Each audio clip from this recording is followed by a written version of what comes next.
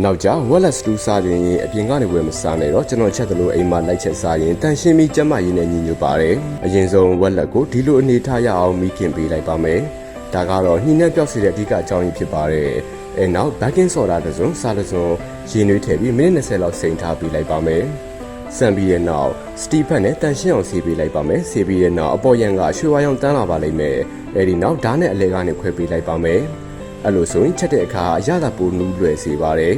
ဝက်လက်ကိုရေမစုခင်အိုးထဲထည့်လိုက်ပါမယ်